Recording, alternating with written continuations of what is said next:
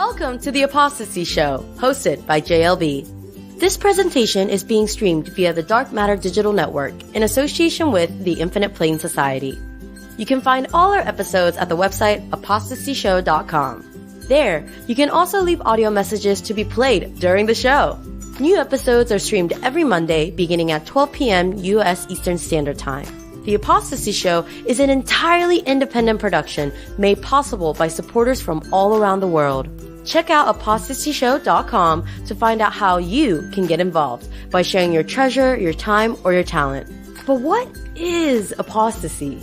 Apostasy is the act of giving up your religion or political beliefs and leaving behind a religion or a political party. Apostasy is embracing an opinion that is contrary to one's previous religious beliefs. One who undertakes apostasy is also known as an apostate. Basically, apostasy is the act of leaving behind your old belief system. Pay no attention to that man behind the curtain! If you have begun to peer behind the curtain, then you probably realize that you were taught things as a child which are simply not true. And you probably also realize that if you simply question the orthodoxy of our day, it can make the regular folk around you rather uncomfortable. Some people are not ready for these kinds of conversations, and in many cases, they never will be. But here at the ApostaSee Show, we're making apostasy great again. It's okay to question what we think we know, and that's the whole point of the ApostaSee Show. Now here's your host, JLB. Yes, thank you, Sereno. I have to say, every single time I hear that, it just makes me so happy. Very good work, Sereno. So this is the ApostaSee Show, episode number 5. Of course, there were 2 pilot episodes, so this is the 7th episode, but officially, this is number 5. It is the 15th of March, 2021, and I'm coming to you from beautiful, gorgeous, crazy, Wild West, Bansko, Bulgaria. Goodness gracious me, what a time to be alive. And thank you all for joining me for this episode. Of course, it's daylight saving time now in America. I only found that out, I think, yesterday. It's not daylight savings here, so what that means is that I have to start an hour earlier. So the sun's just going down, and I had a nice day. It was raining today. Couldn't go out for my usual walk like I like to, but I still walked a little bit with an umbrella and stuff. But anyway, enough about all of that. What are we talking about today? That's a great question. Let's get into the fun. Today we're going to talk about 37 things normies believe. You know it. You know it. 37 things conspiratards believe. Yes, we have to get through that list as well. Don't want to hurt any feelings, but let's be honest. There are some crazy beliefs out there. Not just the normies, even the conspiracy people have some crazy beliefs. We're going to talk about those things and more. We're going to talk about the mailbag. We've got a couple of mailbags from last week that we didn't get time to get through. They're massive letters, if you want to call them that. E-letters, emails, mailbags, call it whatever you want. These are quite detailed, so they will take some time to get through. We've got 2 of them, one from S. Lucas, who's been waiting very patiently, and one from Seats and People. Seats and People. We'll talk about that. And of course, what we've got to do is talk about the people in the live stream chat. Let's go and see what they're saying today. Already 20 people watching live right now. I know it's a bit earlier for some of you. Those of you who are not in America are like, hold on, this is an hour earlier, I know, but we tailor these times to the American audience, don't we, for obvious reasons. And so that means it's an hour earlier for those of us outside of America. But that's just the way things go. So Tomanoid says the sound is fine so far. Cubstar, Truth34 say the sound is good. 24K, Ack all day. The correspondence so far is that everything is good, which I'm very glad to hear. So why don't we jump right into the fun? This way there's no way I can forget to read out the letters. Why don't I just get them right off the bat? And then we'll come back and talk about 37 things normies believe. Before we do that, let's just re-emphasize the key point here. This is being streamed via my YouTube channel, but it's also being streamed via the Dark Matter Digital Network. Now, one of those things will definitely still be here in a year, and it's not the YouTube channel. You can't rely on YouTube. No point complaining, okay? It's just the way that things are. So I'm streaming through both at the moment, but eventually this might just be through the Dark Matter Digital Network. Eventually that might happen. So check out Dark Matter Digital Network, darkmatter.radio. And take a look here. I noticed this not too long ago. Look at the number of shows here that are now being streamed through that network. Tim Osmond doing great work with darkmatter.radio. Also, if you haven't checked out already, ApostaSee.com, you can leave a voicemail. In fact, I've got 2 voicemails to read out today, guys. Not read out, play out. Looking forward to that. There's a voicemail, it's easy to use, it's free, and you just leave a voicemail. I come and play it during the show. Lots of fun. The feedback on that has been fantastic so far. The mailbag, of course, the contact. The website's still very basic, but it's functional, which is the most important thing. And over the next few weeks or months, I will make it all look nice and pretty. I think it already looks kind of pretty, but it's going to look super pretty by the time I'm finished with it. One more thing too, Podbean. I know a lot of people, they like to listen to podcasts on a podcast app on their phone. I don't do that, and I never have done that. But I understand that I'm a relic from the past. I'm archaic. I'm old-fashioned. I'm a little bit old-fashioned. So today I took the time to look into, well, how do you actually get your podcast onto Spotify or onto Google, whatever it's called, or onto iTunes? And I did look at this years ago, and I just got frustrated, so I stopped. But I re-looked at it. Turns out it's very easy. If you download the Podbean app for free, you can find the JLB stream through that, and it's super efficient, super easy to use. I used it today for the first time. I'm like, wow, this is great. I should have been using this the whole time. So for those of you who want to listen to these podcasts and so many more from the John LeBon platform, I recommend you check out the Podbean app. It's free, and you can use it for as much or as little as you want. I'm only using it for my own podcast. If any of you start podcasting through Podbean, I'll listen to you as well.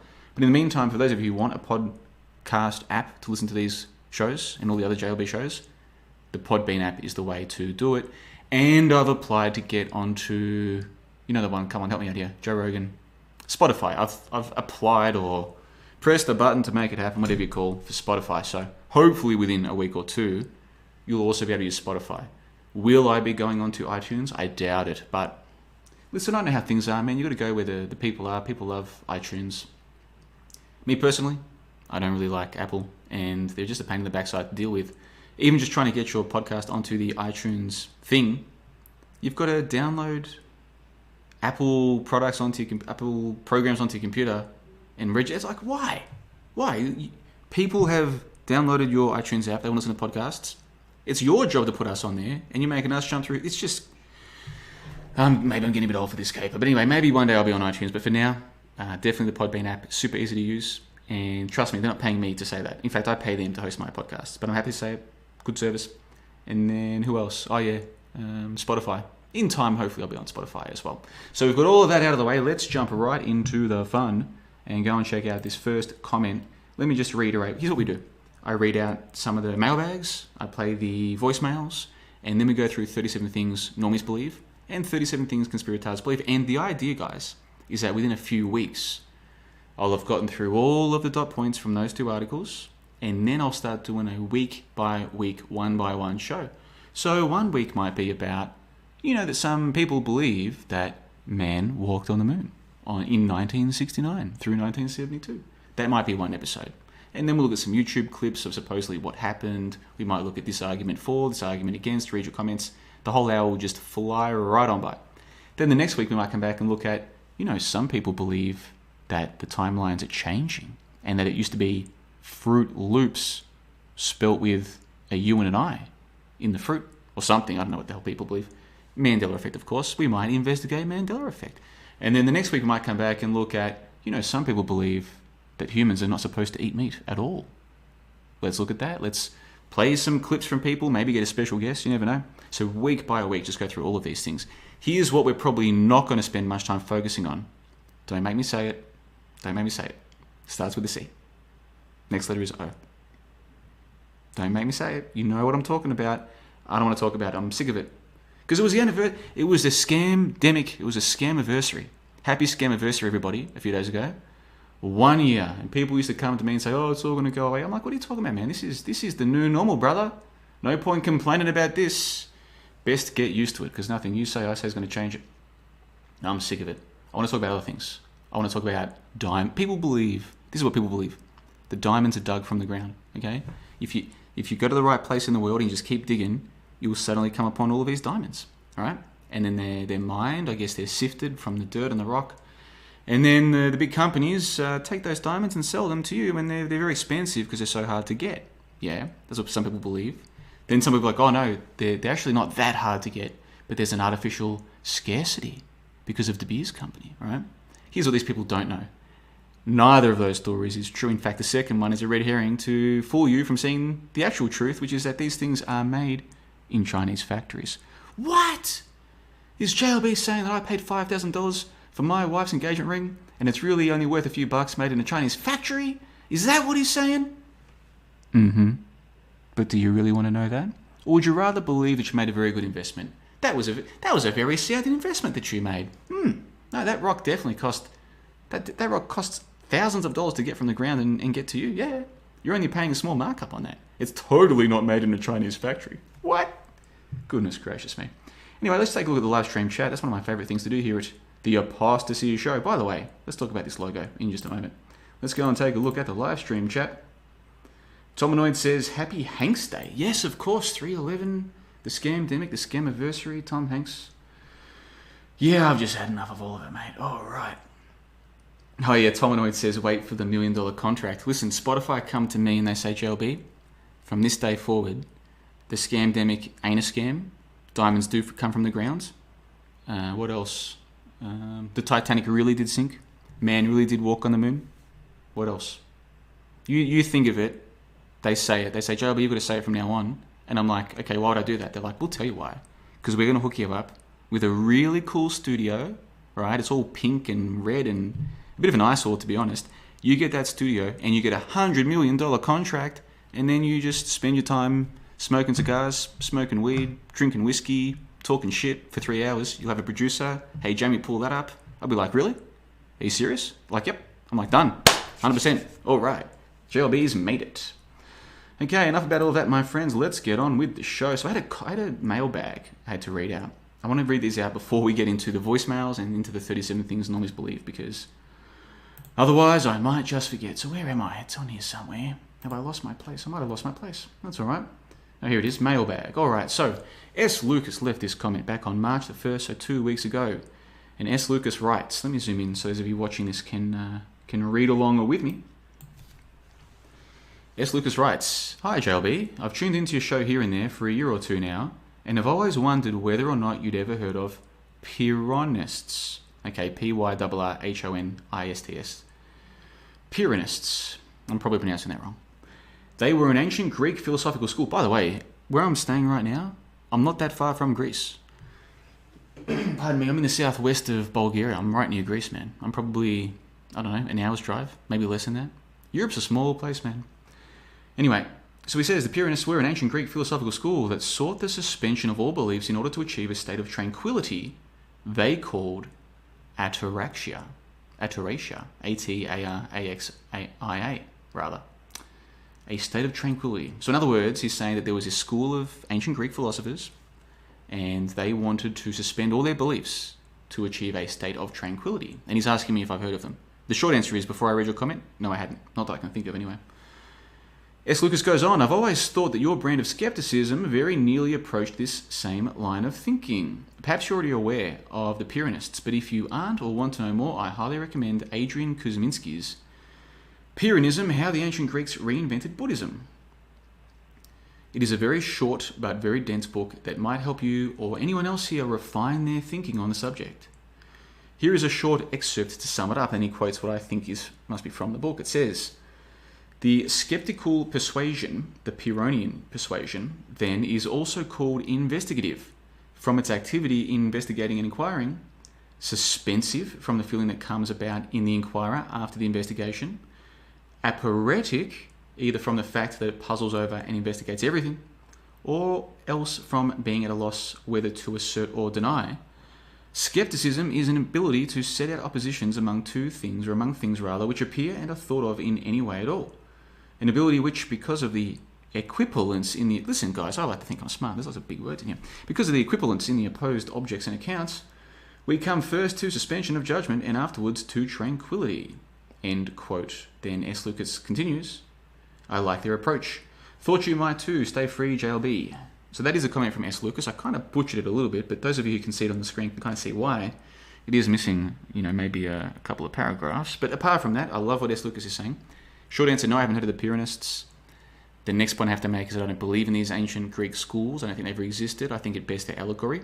But all of that being said, this sounds cool to me. If there ever was, in real life or just in fantasy, a bunch of people who found peace by letting go of beliefs, that sounds cool to me. And I've let go of a lot of things, man. In fact, this comment is definitely a propos, as my main man Dante from Mexico would say. This is a propos, the ApostaSee show. This is what we're doing. We are, well, not we. I am an apostate, and maybe you are as well, let's for you decide. apostates, leaving behind religions, leaving behind belief systems. We were raised to believe that we came from what? Where did we come from, everybody? Yes, you at the back, Timmy. Miss, we come from bacteria in the ground, and lightning hit it in a pond, and then we grew legs, and now we're walking around and stuff. Very good, Timmy. Have another sticker. Yeah? That's the belief system we were given. And where are we going, everybody? Yes, you at the back, Sally. The sun is hydrogen and helium, and it's in fusion, and it's going to run out of fuel, and then the Earth will get sucked into a big expanding sun. Very good, Sally. You get a sticker too, right? That's what everyone believes, yeah? That's what people believe. That's what I used to believe, didn't I? And so did you, probably. Goodness gracious me. So you start to let go of this ridiculous belief that you come from bacteria, or that the Earth is going to get swallowed by the sun, or hit by a comet. Or what is it now? Global warmings, guys. The sea levels are going to rise. The poor polar bears are going to be stuck on little shrinking pellets of ice. Oh no. Give me a break. Yeah, so you let go of all this stuff, and then there's all this openness in your minds to consider other things, isn't there? And we, and I'm using the word we here very loosely, we've been raised to believe that we are accidents, and that none of this is important, and that we are not really important. And that one day we will die, and we will go back into the ground, or into the incinerator, as the case might be. And that's basically it. It's all just a pointless existence. And I remember what it was like to believe that, and I don't miss those days or whatsoever. Now, you can come back to me and say, oh, but JLB, what do you believe now then? That's a difficult question, but one I'm happy to answer, maybe later in the call. I have covered this a little bit in previous episodes and in other content at johnlebond.com, but if I can boil it down for you, here's what I'm thinking these days. You know how sometimes things happen, and it's almost like a sign? Like something happens, and it's like you kind of want to ignore it, but you kind of have this intuition that it was a sign that something has happened. It's no coincidence, okay? Just for one example, this might be entirely hypothetical. Suppose one day you're sitting at a restaurant and that song comes on, I Saw the Sign, by Ace of Base. Don't make me sing the song. I can't sing the song, guys. I'm stone cold sober. I have been for a little while now. So I'm not going to start singing. Oh, I'm tempted though. Nah, I don't sing when I'm sober. But you know the song, right? So just say you're sitting there and that song comes on and you're like, oh yeah, cool song. Takes me back to the good old days. I saw the sign. And you're thinking about the signs that you see. And then suddenly a car drives past. And you look at the sign on the car. And what that sign says resonates with something that you were talking about not more than 60 minutes earlier with somebody else. And you're thinking, I saw the sign, now I see the sign, reminds me of what I was doing, but that van driver isn't driving there because of me. I mean, that's just a coincidence, right? And then these things start to pile up. And maybe one day you find yourself thinking, maybe I'm not here by accident. Maybe I am supposed to see some signs. I don't mean to be so vague, guys, but it is the first hour of the call. I generally save the more heavy stuff, the more esoteric stuff for the second hour. Speaking of which, the after call begins in about 45 minutes. I hope to see you there at the JLB Discord. If you want to join the after call, just make sure you join the JLB Discord. That's where the after call happens. A lot of fun. Members from johnlebond.com come and join me. There could be one person, 2 people, 3 people. I think we had 5 people or 6 people a couple of weeks ago. It just depends who's there, and we talk about all kinds of things. So the second hour of the after call, that's where the real fun is. The first hour is just me monologuing about all kinds of things, including this wonderful comment from S. Lucas. I really do appreciate that, S. Lucas. Getting back to your point, letting go of beliefs and feeling a sense of peace. I wish I could say that I was completely at peace, S. Lucas. I wish I could. But that would not be telling the truth. I still have my own anxieties, hang-ups, discontents, concerns, all kinds of things, just like everybody else. Just like everybody else. But I do think that a lot of my concerns from the past have been largely alleviated by realizing that I had been lied to as a kid. And the reason why nothing made sense was because it wasn't supposed to make sense. It was all bullcrap.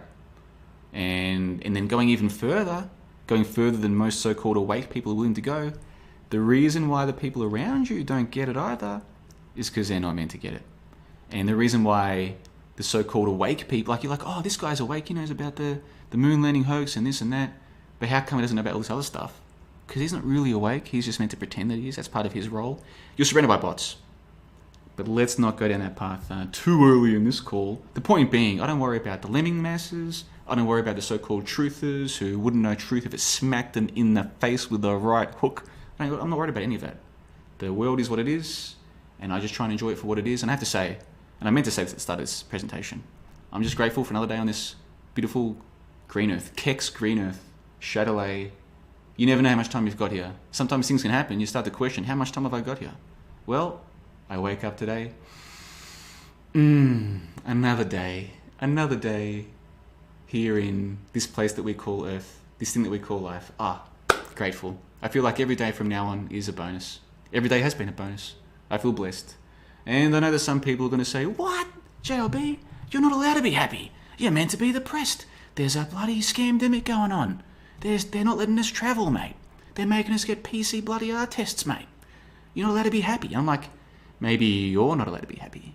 That's up to you to decide. But me, do I get to be happy? You better believe I'm allowed to be happy, and I am happy. Happy to be here at johnthebond.com, ApostaSee.com, Dark Matter Digital Network .radio, darkmatter.radio. Yeah, boy. What's with all the complaining? I'm sick of it. I'm sick of complaining. I'm sick of complaining about complaining. I've had enough of it. So let's get back to the point of the show. Yes, S. Lucas. The Pyrrhonists. The ancient Greeks who never existed but still have wisdom to share. Yeah, peace from letting go of beliefs. So much of people's identity comes from their beliefs. I think this is a natural human thing. And you don't have to identify, as a Christian with a capital C, or an atheist with a capital A, or a scientismist with a capital S to identify with things. I'm a truther now, I'm awake, or I know that the quackscenes don't really help us, or whatever. The more that we believe things, generally the more that we tend to identify with those beliefs and identify with others who claim to share the beliefs, what have you. Well, guess what? I went against the false dichotomy. The biggest false dichotomy I'd encountered to that time back in 2015 was the spinning ball Earth versus the flat Earth. And I was the first one that I know of to say, excuse me, everybody, but you're wrong on that side, and the other side, you're just as wrong, if not more so. I'm not joining either team. Okay, now you can imagine, and this is when I'd been podcasting for a year, streaming for a year, making videos for a year. I was still, I was very, what's the expression? I was very green, yes? I wasn't ripened yet. I was still very early in the game, naive, if you like. But even by then, I could realize these people just want to be in dichotomies. They want to be red versus blue, Coke versus Pepsi, flat Earth versus spinning ball.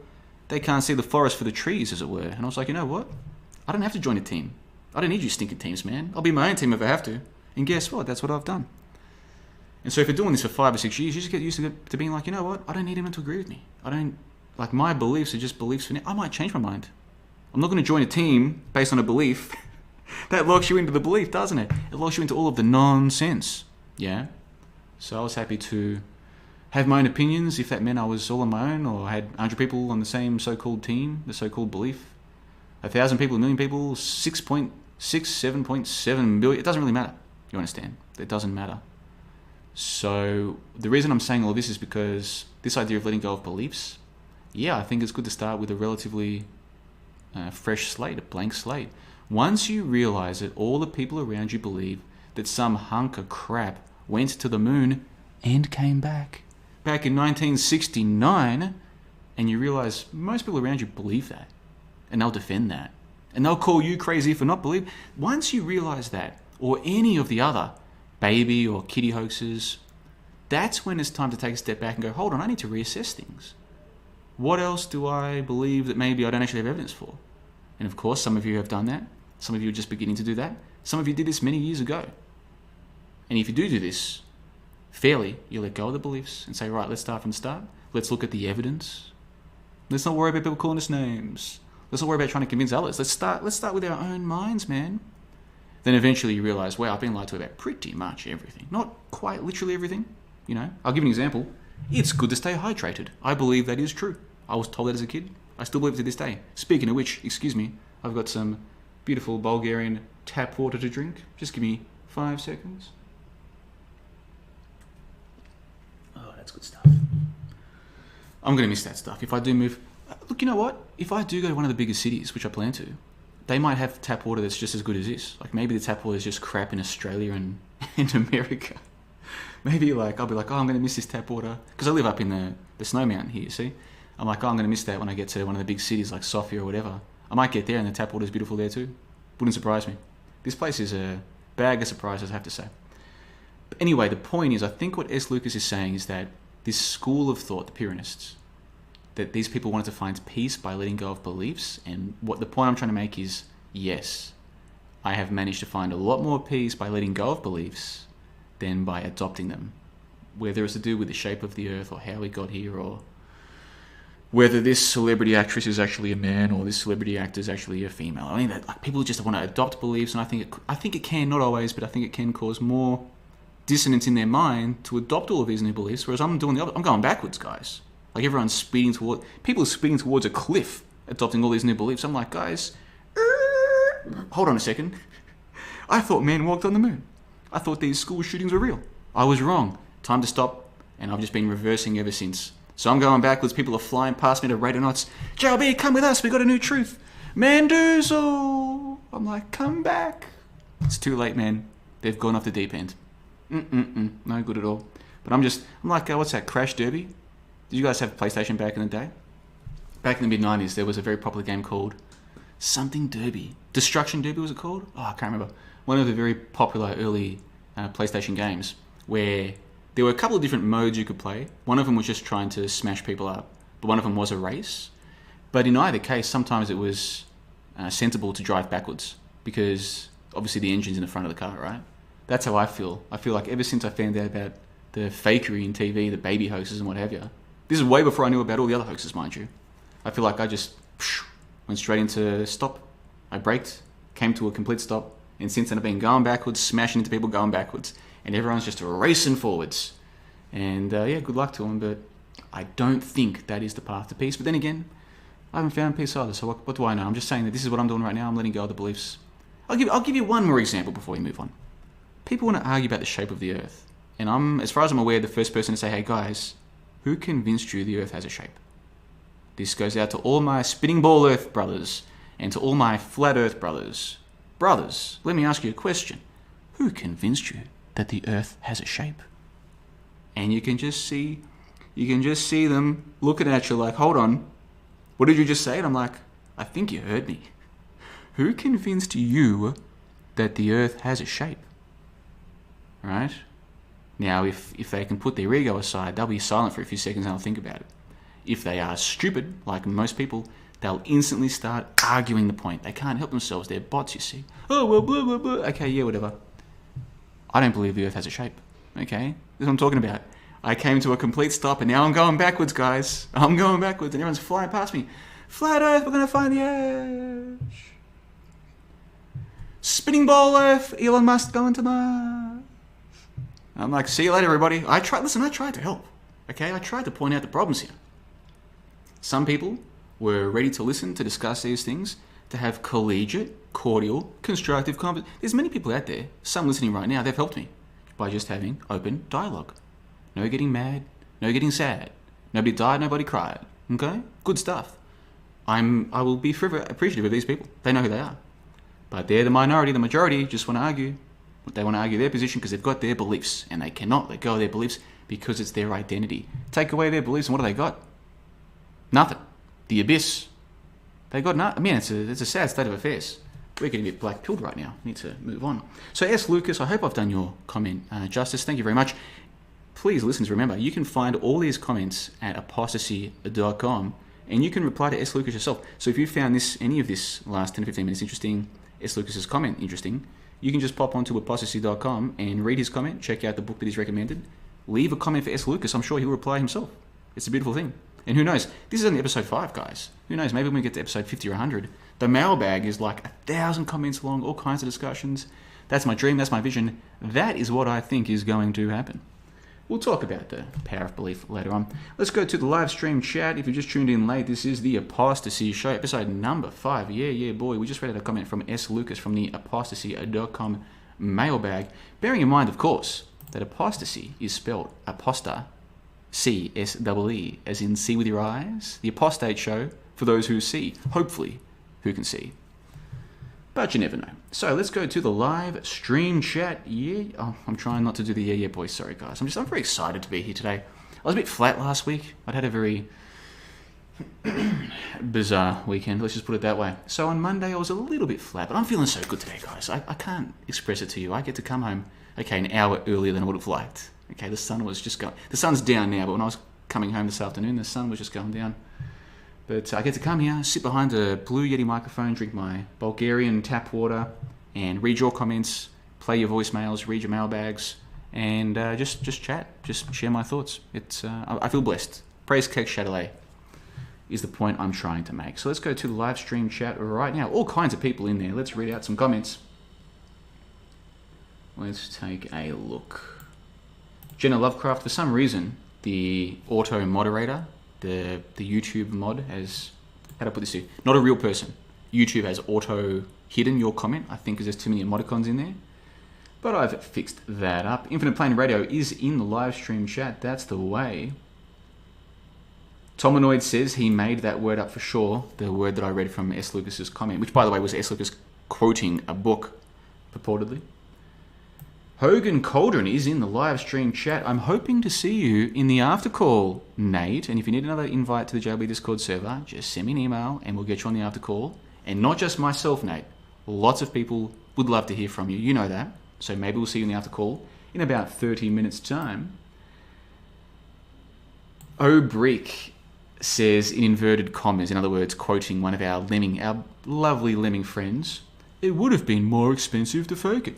I have heard people make that argument, O'Brick, and I'm sure you have as well. There are people who will make that argument. Here's the way I see it, as I pick up my beautiful tumbler of Bulgarian water. Here's the way I see it.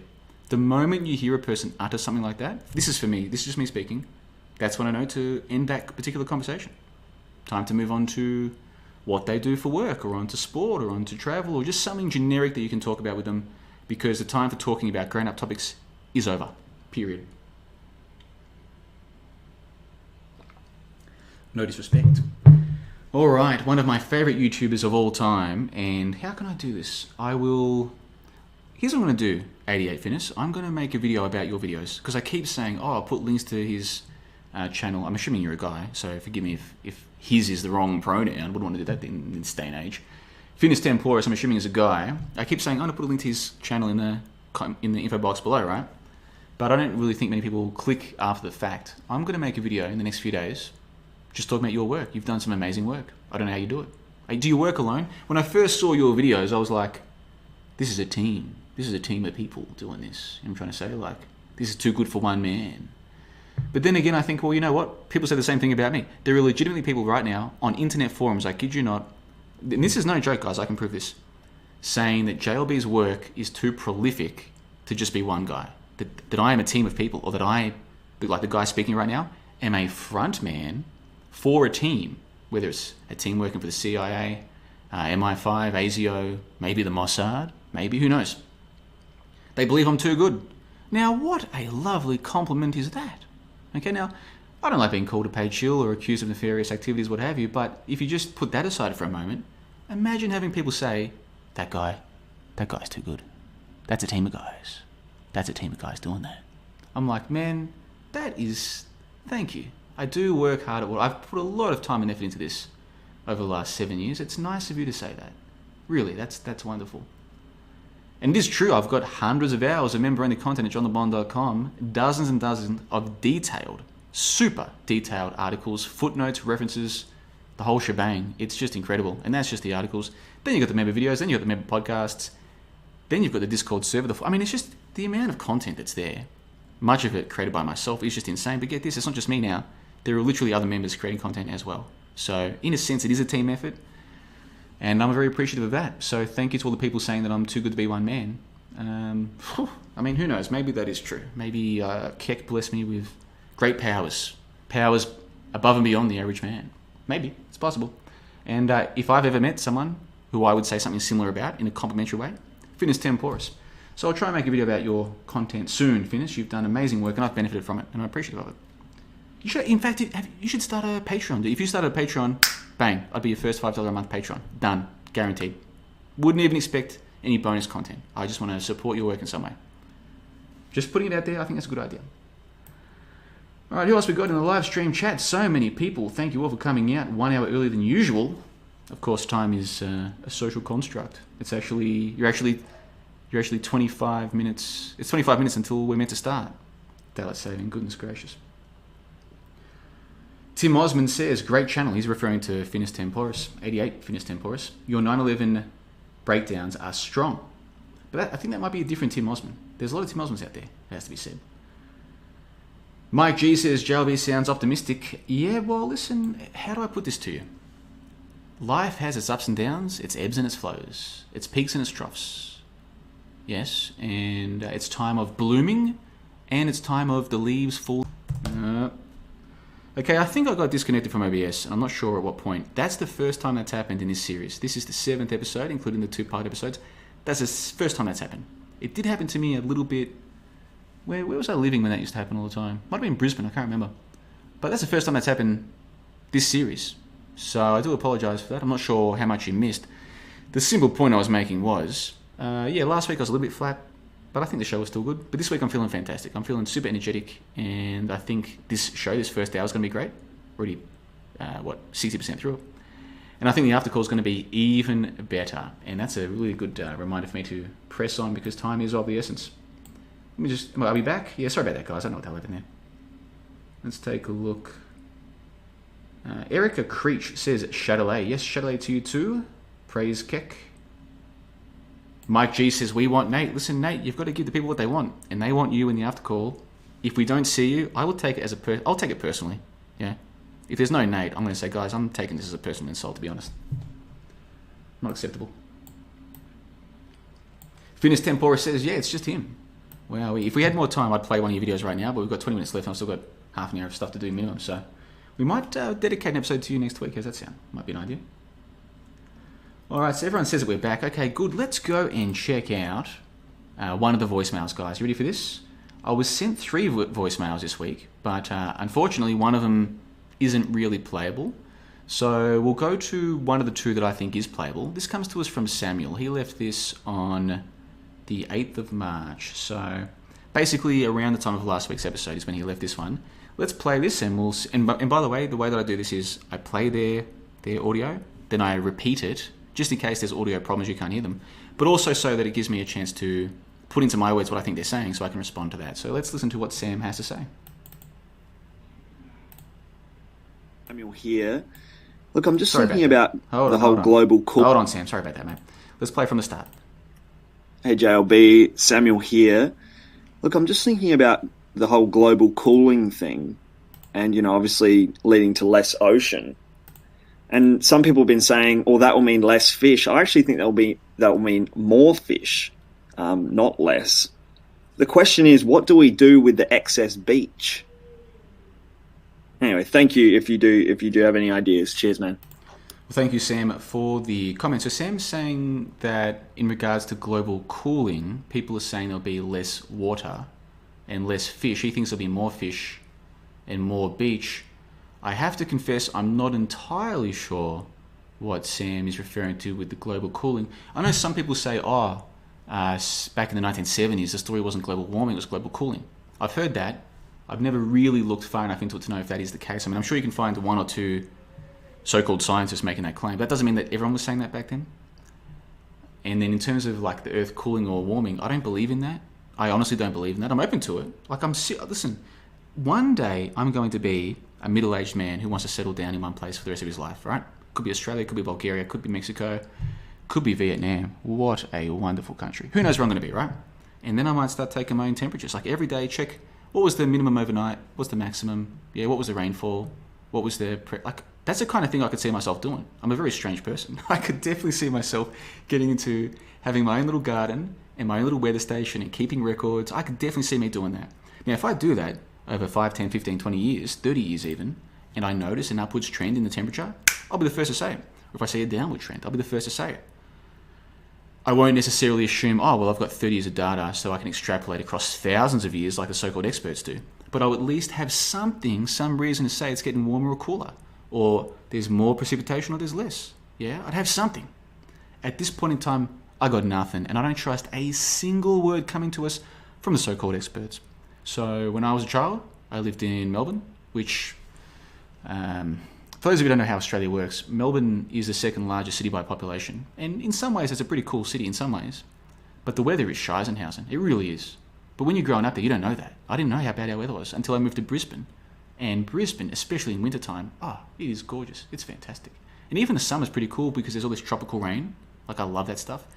Whereas Melbourne, not just the winter, the autumn, what some of you guys call fall, the winter and the spring is all just totally overcast. There's just clouds all the time. It's just miserable, grey, depressing.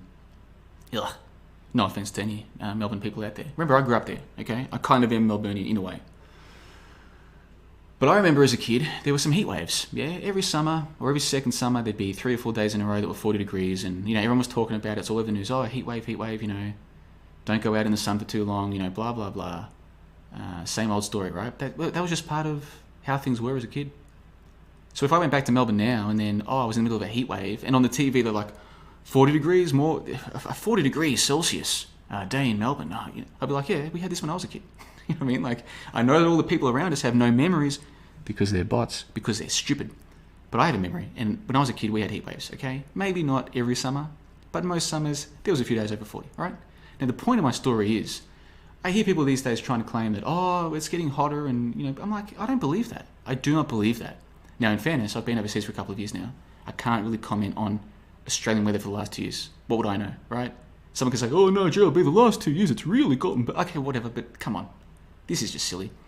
So where I'm going with this, Sam, if you're out there, and I'm sure that you are, is this global warming or cooling, I just don't believe in it. So then when you say to me, would there be more beach or less beach, more fish, less fish, would it be good or bad? I mean, interesting questions, don't get me wrong. How can I even speculate on such a thing? I don't believe in it. I don't believe in it. I do not believe in it. I don't believe the sea levels are rising. I'll never forget a few years ago. I had a friend, he was a nice guy. He was a bit younger than me. I was probably about 25, he was probably about 21, I want to say, 22. So, I mean, not a huge difference. Anyway, he was a really nice guy. Really nice dude. And to cut a very long story short, I remember asking him one day, how much do you think the sea levels have risen already? Like, do you think they've risen? And if so, how much do you think they've risen, basically? And I can't remember his exact answer now. I think I spoke about it in a podcast 5 years ago. So if I can find that podcast, I'll know, because that was closer to the time, the memory was better. But his response was basically to the effect of feet, if not meters, okay? As in, the sea levels have already risen several feet, if not meters. The official story is they've risen a couple millimeters, I believe, is the latest of the official story. And what I took from that, and I started asking other young people as well the same question, what I took from that was young people today actually believe the sea levels have already risen significantly. When, of course, in actual fact, they have not. Nobody died and nobody got hurt. Period. There is no sea level rise. And so where I'm going with this is that we are living among people who are completely deluded in what they think is already happening. Not their fault, they've been brainwashed. Maybe they're bots, we can talk about that later. But my point here is when it comes to global warming, global cooling, I don't even think about it. It doesn't affect me at all, period. I don't even speculate about this or about that. That's not to diminish your question, Sam. It's a very good question. I appreciate it. Maybe people in the live stream chat can let us know what they think about this. Do you think there's going to be some warming or some cooling? Do you think there'll be more water, less water, etc.? I mean, I'm all ears. I'm all eyes. I'm happy to read, happy to hear. But if the question is directed at me, Sam, and I believe it was, what do I think about your theories about global cooling, whatever? I don't really have much to say about that because to me it's just speculation. I don't believe in climate change. I think it's possible. I just don't believe in it. I don't really think about it, to tell you the truth. So I'll play out the next voicemail in just a moment. Before I do, we've got to read the last remaining mailbag. And it comes to us from Seats and People. Now, this is another huge comment. Goodness gracious me, this is a big comment. All right, we'll get to this in a moment. Let's go to the live stream chat. 40 people watching live. Yeah. Let's take a look. Everybody's saying that we're back from the OBS problem. I'm just going back a bit in the live stream chat. Yes, I appreciate that, guys. I don't know why OBS did that. It used to do it to me all the time. Hasn't done it lately. Millennium Falcon 2001 Star Wars Clues, which I believe is a really nice dude from Manchester. Don't tell me he has a different name on fakeologist.com. It will come to me. Please forgive me for not remembering it straight away. But you know who you are, and it's good to see you in the live stream chat, man. He says, Barely Human 11. Did you realise the Back to the Future release date is 30 years until the Flat Earth clock was exposed? During the Flat Earth revelation to the date found out in 30 years. Okay, he's directing that at Barely Human 11. I don't think Barely Human 11 is in the live stream chat, is he? If Barely Human 11 is in my live stream chat, man, I'm going to go from happy and optimistic to almost party time. Let me scroll back here. There's no Barely Human 11 in the live stream chat, is there?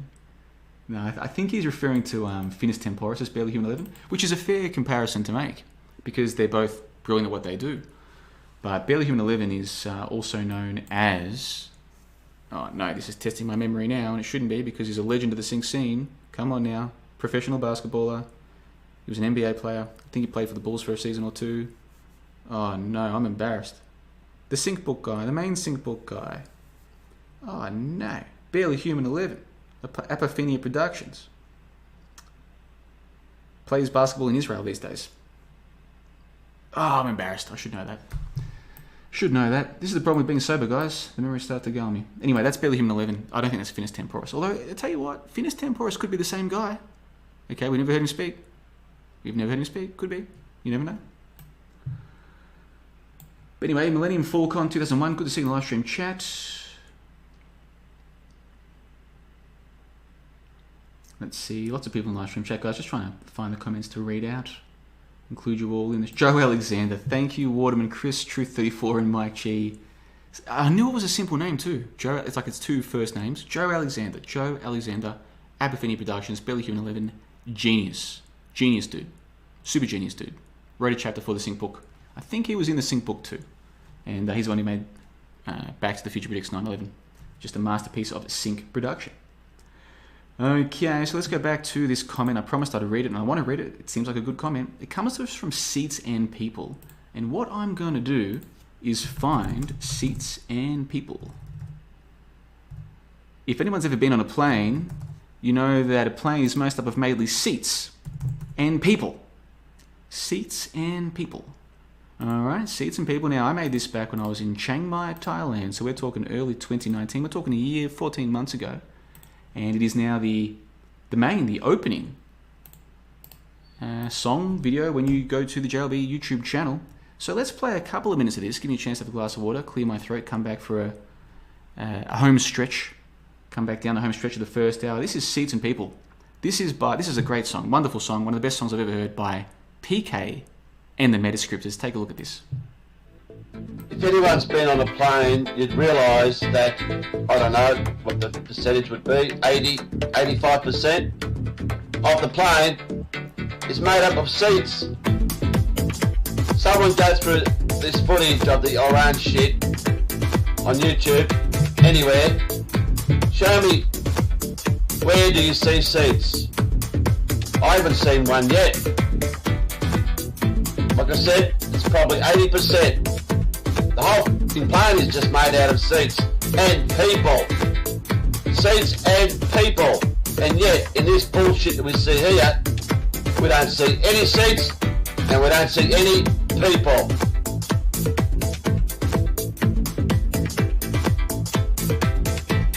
Seats and people. Seats and people. Seats and people. Seats and people. Seats and people. Seats and people. Seats and people. Seats and people. Seats and people. Seats and people. Seats and people. Seats and. That is Seats and People by PK and the Metascriptors. What a terrific track. Shout out to my boy PK down there in Melbourne. He's from Melbourne as well. He lives out near the airport, I think, out in the northwest. And yeah, what a track. Fantastic stuff. That's from January of last year. The time certainly does fly. So whoever has left this comment has taken the name Seats and People.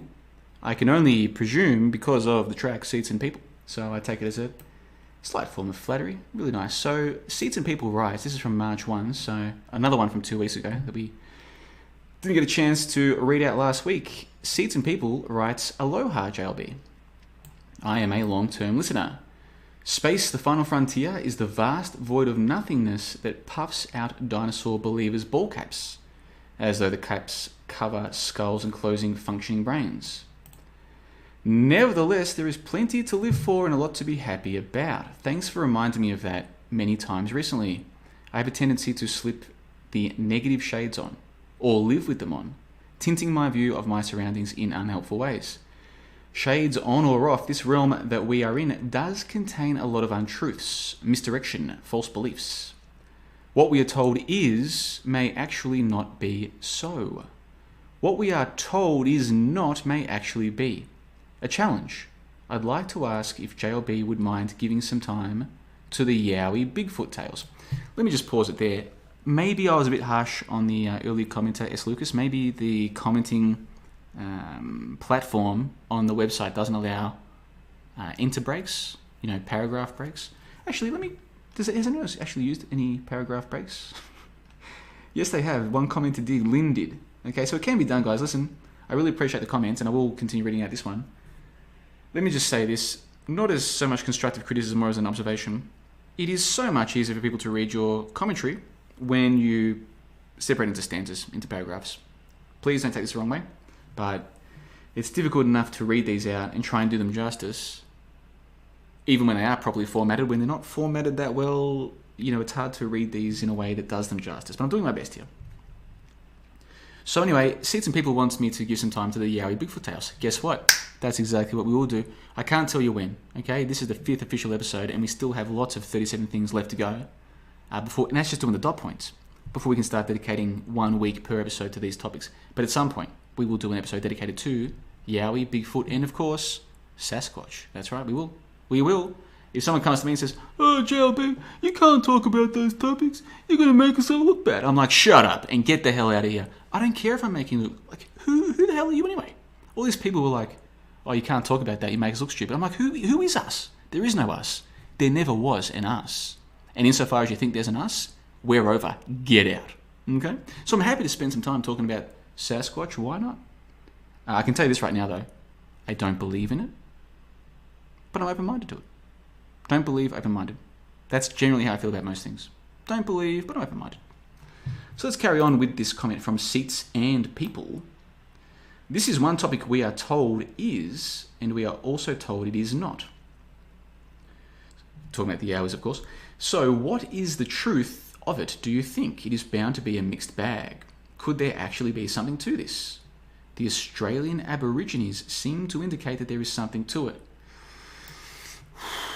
Yeah, I don't know about that, mate. They didn't, according to the official story, they didn't have a written language before the settlers arrived, according to the official story. Now, by the way, I'm very dubious about the official story.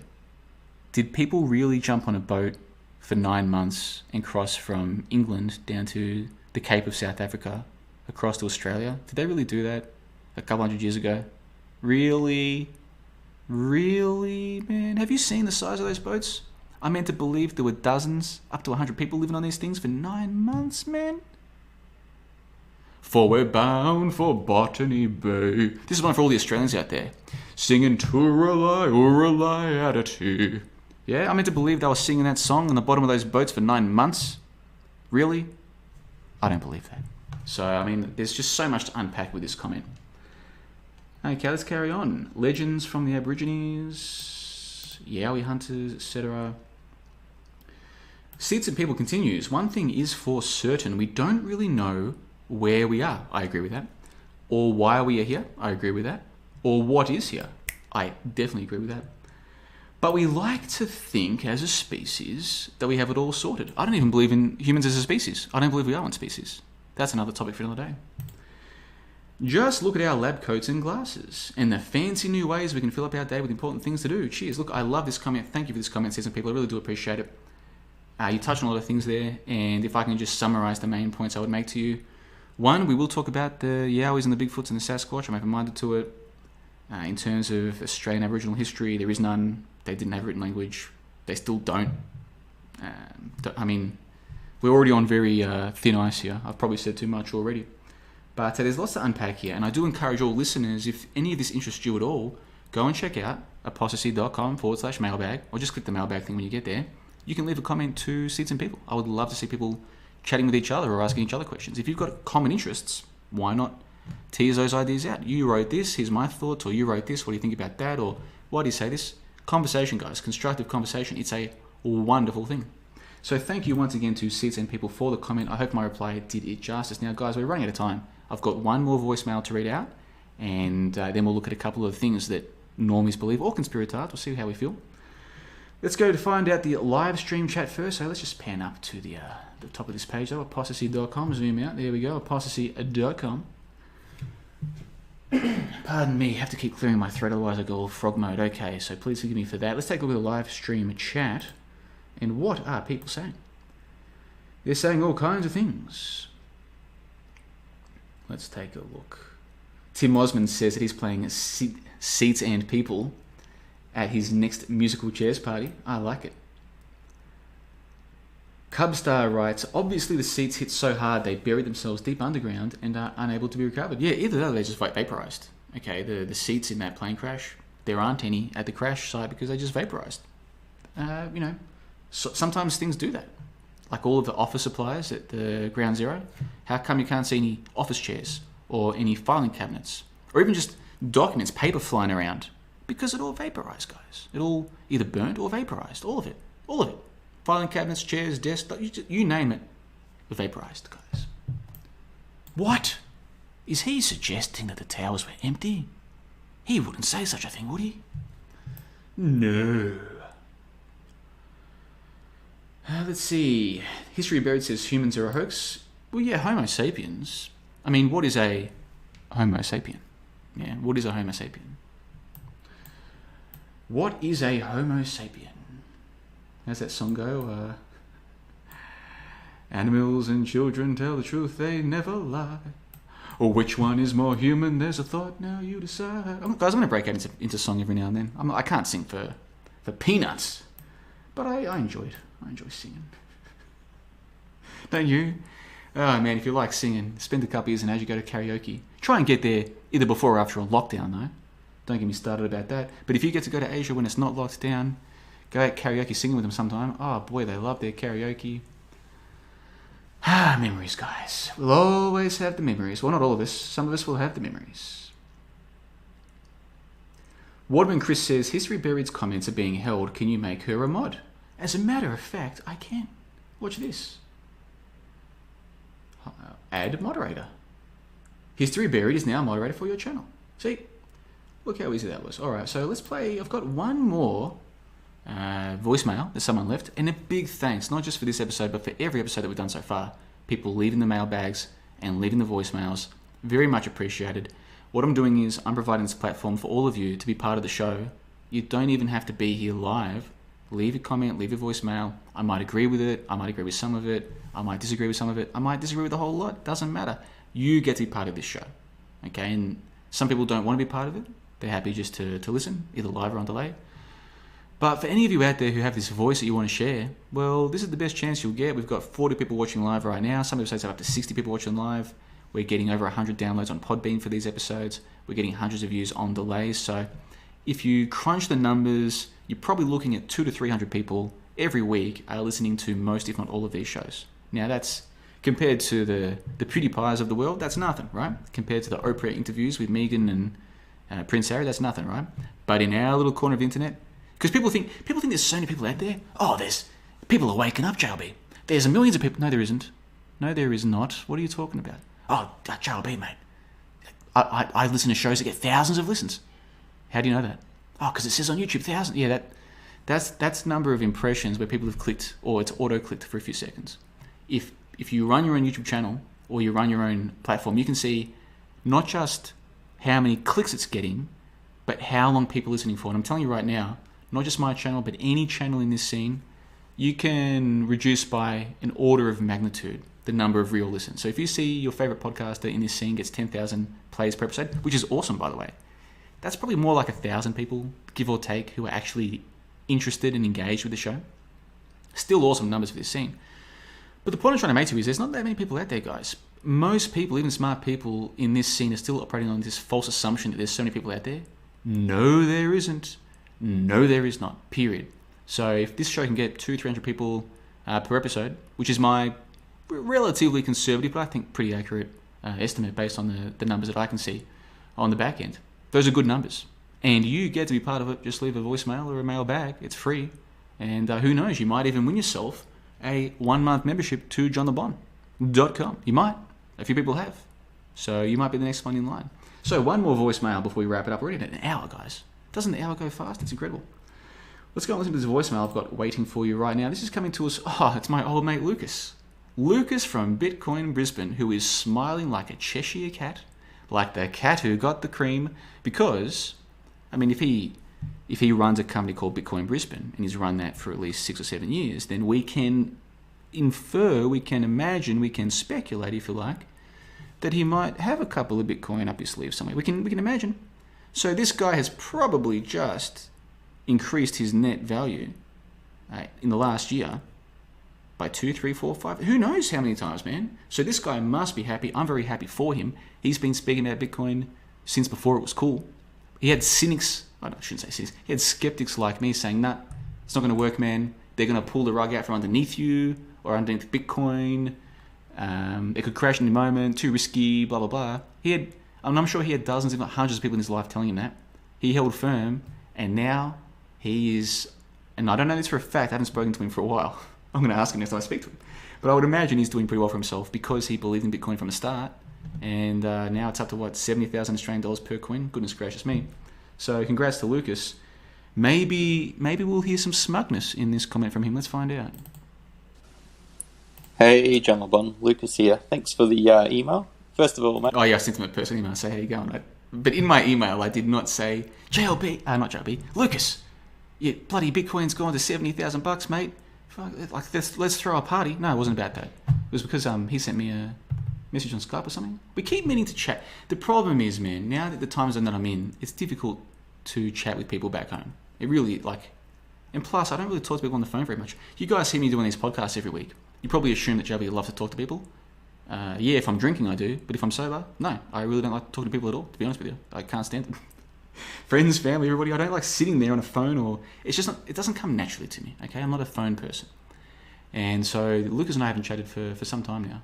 But yeah, he says, thanks for the email. Well, yeah, I was just replying to your email, bro. But anyway, let's carry on. A few comments. Loving the show. To be honest, used to love the Oz Roundtable. That was my first podcast, Oz Roundtable. Lucas was a guest on the Oz Roundtable back in 2015. Back when Bitcoin was $1,000 Aussie per coin. It's now, that's a 70-fold increase. And Lucas was trying to get me into it. And, I didn't invest in Bitcoin, did I? Oh, well. Cool.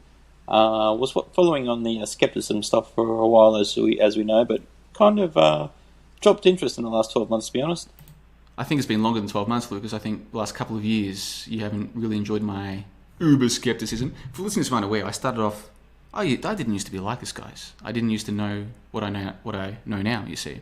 I used to believe most of what we're told. I just didn't believe in the fake shootings and the fake bombings. But then you start investigating things and you find out that this is a hoax, that's a hoax, that's a hoax, that's a deception, people are stupid, blah, blah, blah. And then next thing you know, you're the world's leading skeptic. And even people who used to listen to it like, this guy's crazy. This guy has lost it. He's done one tab too many. And I think, Lucas, if I can say with the greatest of respect, you might be one of these folk who... Joby was fun to listen to when he was talking about politics and feminism and all this crap. When he started talking about outer space being a hoax, it's like, yeah, I'm not interested. Which is fair enough, Lucas, by the way, if that is the case.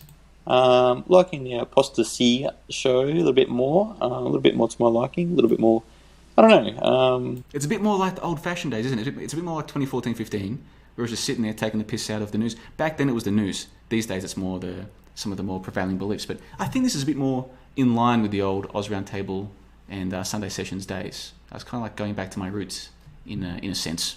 And I've been enjoying the show as well. I'm glad to hear that you're back as a listener, Lucas. Good to have you back. I don't know, just something different about it. Love the intro. It was good work there. Very professional. Yeah, Sereno. I found her on Fiverr. Actually, there's a couple of girls who've done intros, but Sereno was my favourite. So, yeah, how good's that intro? I'm very happy with that. It makes me so happy. It's such a good way to start the show. I press stream on OBS. I press go live on YouTube. Then I press play on VLC Media Player. I sit back with my little tumbler of Bulgarian tap water, and a big smile comes on my face. Just give me a second, by the way. I need some more water. See, I can't press mute on this. Well, I can press mute. Blue Yetis, don't get me started. So, guys, if you have to hear me drinking water and clearing my throat, I apologise, but it's live radio. I can't edit that out. For my post-produced stuff, I edit all of that out. It sounds bellissimo. But for the live stuff, I just can't get rid of it. So please forgive me. Let's get back to Lucas. So hats off to the lady that did that. Serena, look, she's a talent. And I'm not even going to link you guys to find her to do your own Fiverr intros. I want to keep her work all for myself. Because the more work they get, the more they increase their price. So I shouldn't have even said her name's Serena. Her name is, in fact, Sarah. Yeah, you'll find... Not Sarah. Selena. Cylinder. Her name's Cylinder. You'll find Cylinder on Fiverr. She can do your work for you. I'm keeping Serena all for myself. Fiverr, can you believe that?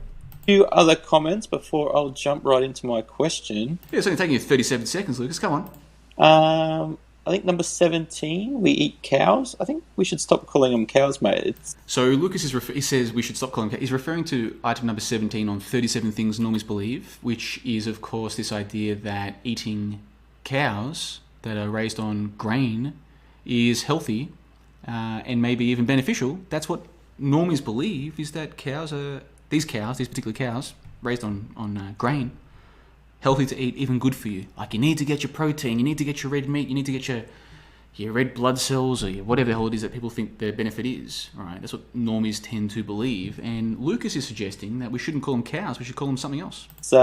Should call them cattle. You sound like a bit of a noob, to be honest, when you call them cows. Yeah. I sound like a noob when I call cows, do I? Okay, Lucas, the Queensland farmer boy, I will call cows cattle. Okay. Let's call them cattle. The second one is with respect to the no one died in war. So, oh no, this is a highly contentious topic, Pete. Okay, Lucas, tell me, what do you got? For backstory, as a software engineer, I did a bit of a stint at the RSL, and you can. So Lucas said, because Lucas is a software engineer, that part's true. By the way, I know Lucas in real life. We met in real life at one of his Bitcoin meetups back in, I think it was 2014. I think I met him in it could have been 2013, but I think it was 2014. I met him at a Bitcoin meetup. And he's a cool dude, really great dude. And I stayed with him for a couple of days back at the end of 2016. We went into the Dino Skeptic road trip. The first attempt that I made to get into the Dinosaur Museum, that is hours and hours driving to Queensland, was with Lucas. Unfortunately, his car broke down. His father's car broke down, and because his father's car was like a really cool travelling van. So the idea was we would travel in that to get, it's a 3-day drive to get to the middle of Queensland to this dinosaur museum. Unfortunately, it broke down on the first night. So we had to come back, and then a couple of months later, went and tried again, second time with Lindsay the Silver Fox. But the whole Dino Skeptic idea, if you like the Dino Skeptic idea, Lucas is your man. That was his idea. He came to me with that idea. I didn't even know there was a dinosaur museum in the middle of Queensland. He did. And he's like, if you believe dinosaurs are a hoax, why don't you put your money where your mouth is? Why don't we go out there and investigate? And you can make a documentary or make videos for your YouTube channel. I'm like, at first I was like, oh, that's kind of an okay idea, but really, Lucas was like not just the guy with the idea, he was like the one who was keen on the idea at first, right? So he's the one to thank. The whole Dino Skeptic idea goes back to Lucas. And he's a software engineer. I know the guy, that's a true story. And he says that he was working with the RSL, which is like the Veterans Society in Australia, kind of. So Lucas is now going to tell us that because he did some work for the RSL, yeah, come on Lucas, what? And explain to the audience what the RSL is. And yeah, I just did. See, great minds think alike, Lucas. And one of their fundraising revenues was the lotteries for the houses, like the other, what are they called, the old boys or something, raffle off a house, and that's another story if you believe it. So what he's saying is one of the ways that these veteran societies in Australia called RSLs make money is with the raffles. You pay a few dollars, you get some tickets. If your ticket gets drawn out, you win apparently a house. I didn't know that. Really, a house raffle? Fair enough, whatever. That's real, but anyway, look pretty legit. But well, it could be one of those 1984 style lottos, Lucas. The legit part is people walking around saying, "Hey, you want to buy a raffle ticket?" Giving them a ticket stub and then taking the money. That part's real. Just there's no actual house being given away. I mean, it could be like that. That's what happens in 1984. In 1984, everybody knows it's a hoax. Well, everybody in the inner party and the outer party know. I don't think the proles know. But anyway. One of the recipients of the proceeds of that was what they call Mates for Mates. So we used to go down to the Mates for Mates and talk to some young vets around our age, went to Iraq. Young vets, as in, okay, so people who went and did their tour of Afghanistan or Iraq, yeah? Stuff. And yeah, they used to tell us all kinds of stories of being shot at, killing people. Yeah, I bet they did tell you those kinds of stories, Lucas. And I bet, maybe once upon a time, back in your heyday, man, when you were working the ski slopes in Canada, or you were in London, getting around as a man about town, I bet you told a couple of stories as well to impress people, mate. You know what I mean? And I mean that with no disrespect. People tell stories. And guess what? People want to hear stories. Sometimes when you tell a story, you're giving people what they want to hear. Now, if you walk in there and you meet these young vets from Iraq or Afghanistan, these guys might be used to people walking in wanting stories, okay? And if they tell you the truth, well, the truth is we were basically just guarding territory. We used to sit around a lot, drink a lot, play a lot of cards. A couple of boys got really drunk and drunk drove and smashed the car once. One guy lost his leg because, we really like... If they tell you that story, You don't want to hear that story. Maybe you do. Most people don't want to hear that story. They're like, what? You mean when you're doing a tour, you're just sitting around? Like, yeah. Well, I mean, sitting around, and we also, help, relocate some items, or maybe we have to help move some farmers off their land or whatever. But for the most part, we're just sitting around really and guarding territory and drinking and talking a lot of shit. Most people will be disappointed by that story. So guess what? They're going to tell you what you want to hear. Nah, man, there were bullets pinging around. Pichung, pichung. One time we were sitting there guarding, and I heard a pichung from behind me. I looked back, and there was me mate Bobby, and Bobby was missing his head, mate. So we hit the deck, and we looked for that's what you want to hear, the explosions, the excitement. Yeah, man, I was putting my life on the line to save us from the terrorists, man. That's what people want to hear, right? But it's not true. It's not real. So I don't even have a problem with these guys coming back telling their stories. They're telling the fake stories to people who want to hear the fake stories, in my opinion. Now, I could be wrong, and I said this freaking war is... You know what? I am this close to saying from now on, no corona, no vaccines, and no bloody war hoax topics. I'm sick of talking about it. I've got a whole podcast. No disrespect to Lucas this week or to the other commenters last week, but guys, why is this the point of contention? I've got a whole lot of crazy theories. I'm saying that space is a hoax. I'm saying that diamonds don't come from the ground. I'm saying that oil in your car doesn't come from the ground.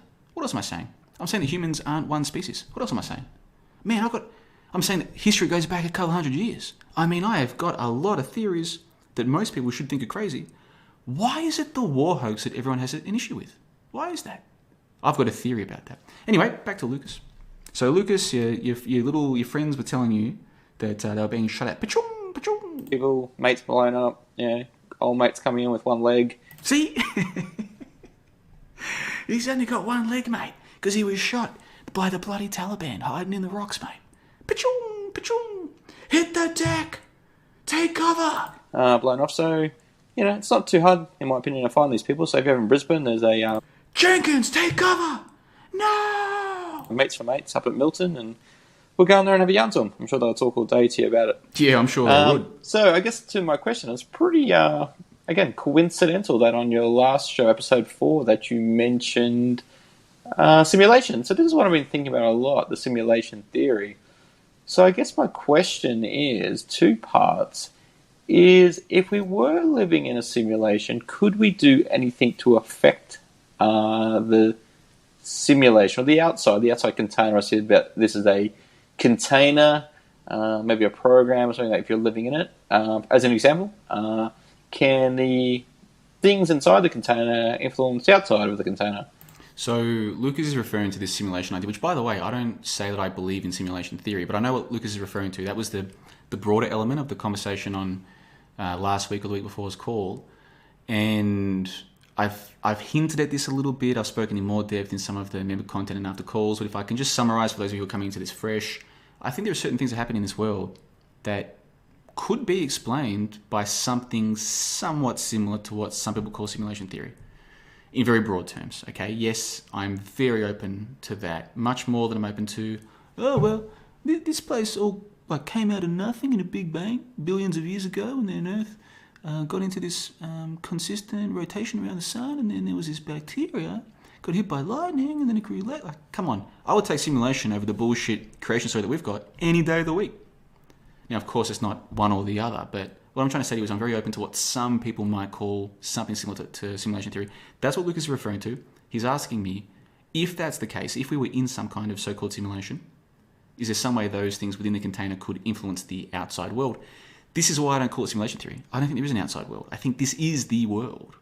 Right? People are like, what? If it's a simulation, isn't it on some guy's computer? No, that's why I don't call it simulation. I'm saying that this place behaves like a simulation, but I'm not saying that there is something on the outside. And I know how difficult that is to grasp when you first hear it, and it will be one of my many jobs this year to try and explicate this, to explain this in enough detail and with enough, how do I put this to you? With enough clarity that people can at least understand where I'm coming from. Even if they disagree, they'll be like, I get where Joey's coming from. He's wrong, but at least I know where he's coming from. Whereas at the moment, people don't even know what I'm talking about on the outside. At johnthebond.com, the member section, I think a lot of people do get where I'm coming from, even if they disagree, but I haven't done a very good job of communicating that to the wider audience. So, Lucas, to answer your question, is there some way that those inside the container can influence the outside? In the framework that I'm dealing with these days, no, because there is no outside. But I know how crazy that sounds, so I'm not trying to convince you. And your question is a good question. For those who do believe in simulation, as in this world is like a video game on some other person's laptop in the outside world, how could they influence the outside world? That's a great question. Even from just like a thought experiment or like a fiction brains, like you can make a really cool movie based on an idea like that. You know what I'm trying to say? Like, I love it. But in terms of my framework, that's not how I see the world. No. Maybe you can, through an interface or a buffer or something. And the other question is, what do you think we could design an experiment to prove that we are in a simulation? Is there a proof that, given a simulation, the people inside could prove they're in a simulation? So that's what I've been thinking about. Maybe there is a proof to say that no, people inside this container, the simulation, can never know that they're in it. Or maybe there is a way to prove that, yes, given something, that there can be a proof that there is an outside something. I hope that all makes sense. So Lucas's question is, this is the second question. If we are in a simulation, is there some way that we could prove it? Like, what could we do here to prove it? Excellent question. I don't have an answer for you, like a good answer for you. When I speculate about what I call something similar to a simulation, what I'm talking about is looking at the evidence we've already got. And I'll just give you one example.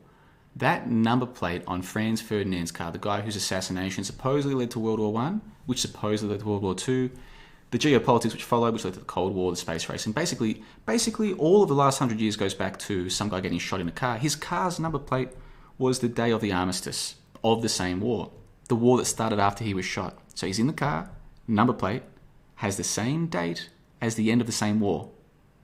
It's incredible.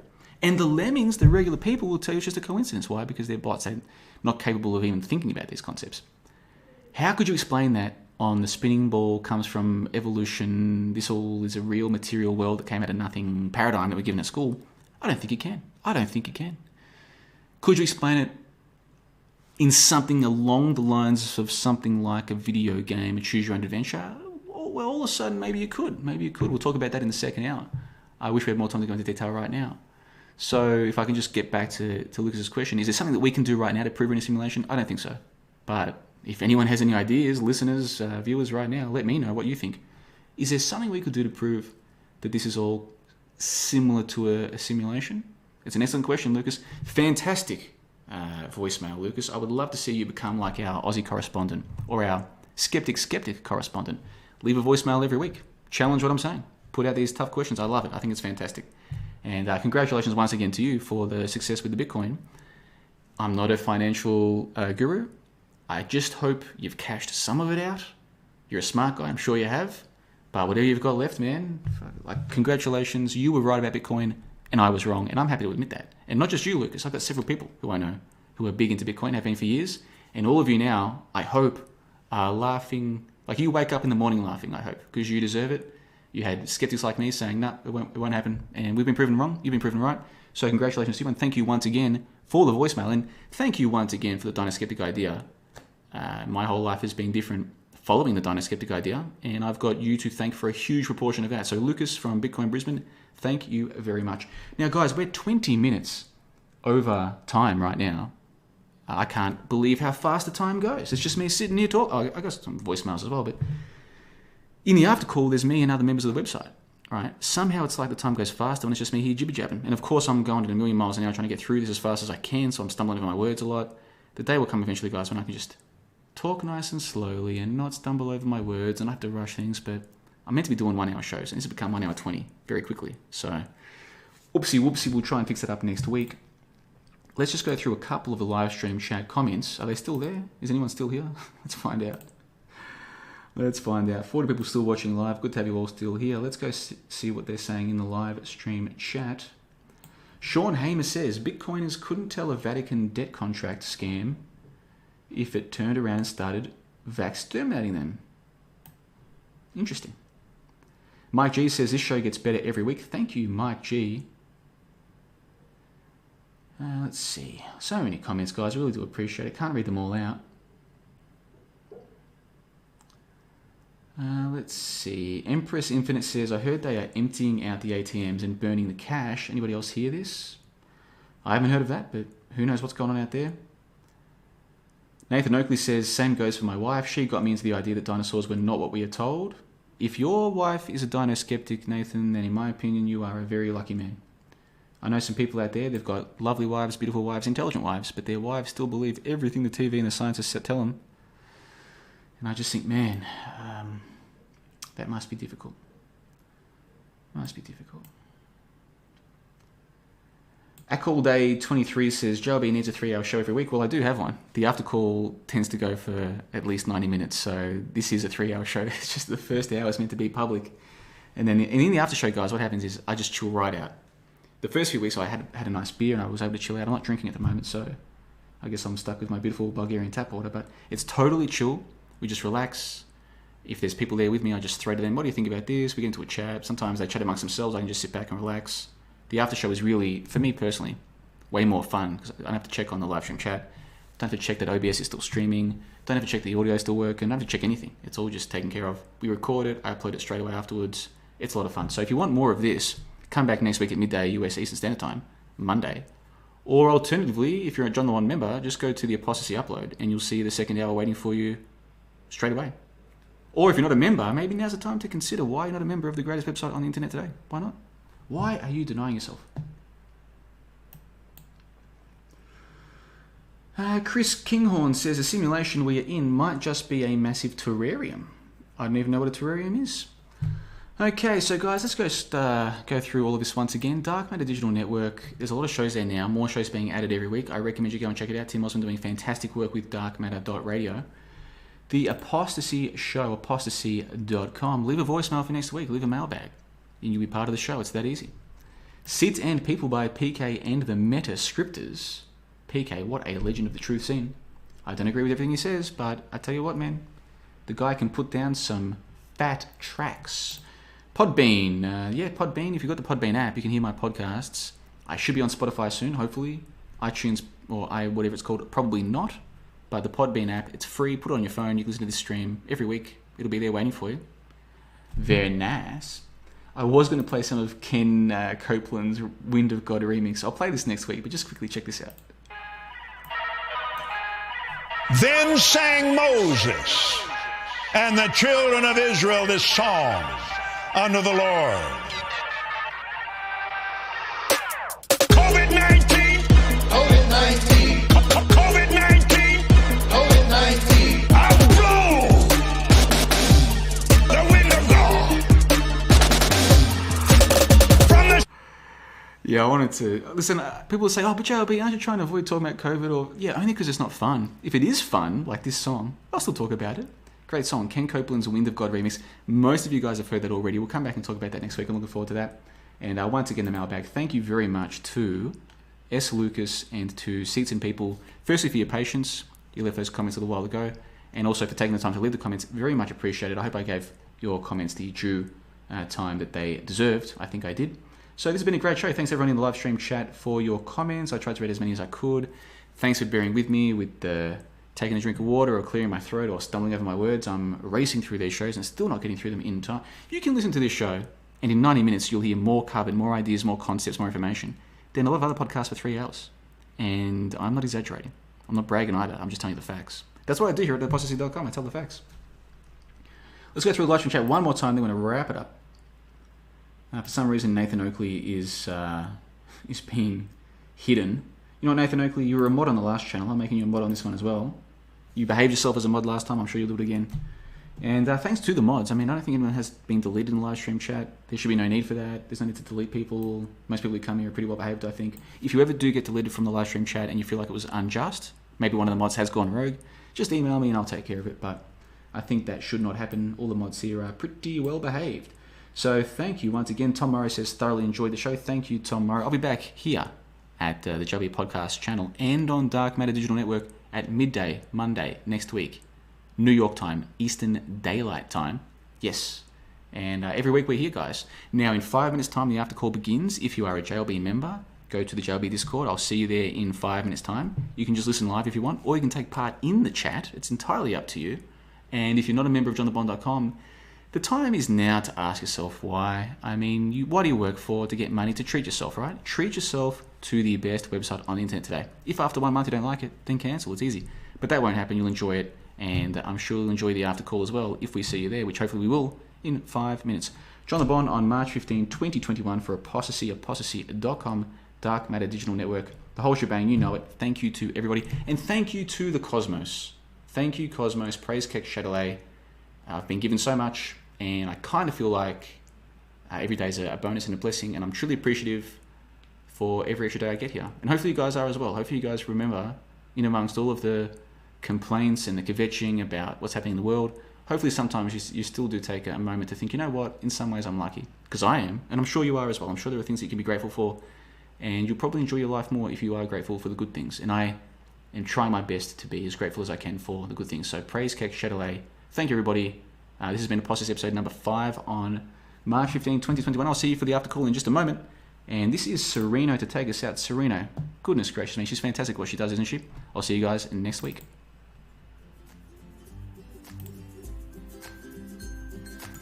You've been listening to The ApostaSee Show, streamed via the Dark Matter Digital Network in association with the Infinite Plane Society. Check out ApostaSeeShow.com for all past episodes and to learn more about how we plan to make apostasy great again.